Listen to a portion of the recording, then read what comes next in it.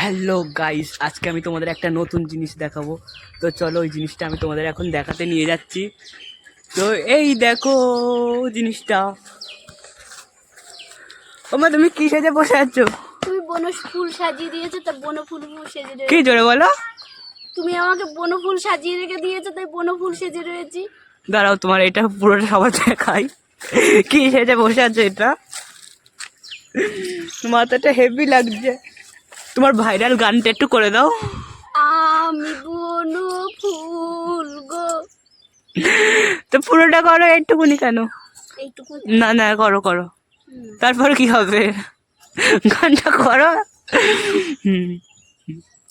Guys, আমার মাও এখনো জানে না আমার মার কেমন লাগছে।